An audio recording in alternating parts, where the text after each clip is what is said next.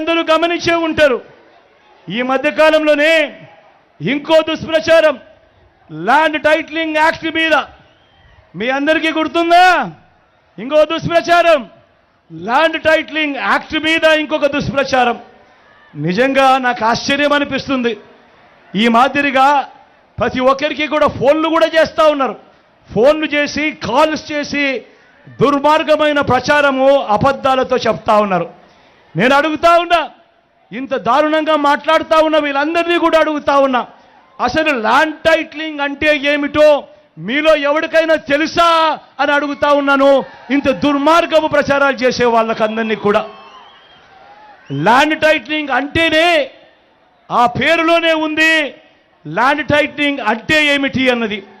Land titling అంటే land titling యాక్ట్కు అర్థం వారి భూముల మీద సంపూర్ణ హక్కులు రైతులకు భూ యజమానులకు ఎల్లవేళలా ఉండేట్టుగా ఒక చట్టం చేయడమే, ఒక యాక్ట్ తీసుకొని రావడమే దాని అర్థము అని చెప్పి తెలియని ఈ మూర్ఖులకు ఈ సందర్భంగా తెలియజేస్తా ఉన్నా. ఈరోజు ఒకసారి గమనిస్తే ఏ భూమి ఎక్కడ కొనాలన్నా కూడా, ఏ భూములు ఎక్కడ కొనాలన్నా కూడా ఆ భూములకు సంబంధించి ఏమేమో వివాదాలు మనకందరికీ కూడా కనిపిస్తూనే ఉంటాయి. భూములు కొనాలనంటే ఈరోజు భూములు అమ్మాలనే వాడికి, భూములు కొనుక్కునే వాడికి కూడా ఈరోజు ఒక తెలియని భయం ఉంది.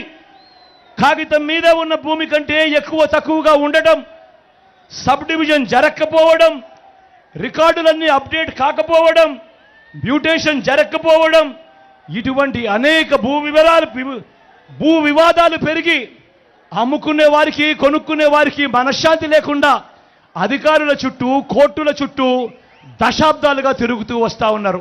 మీ బిడ్డ తీసుకొచ్చిన సంస్కరణ ఏమిటో తెలుసా?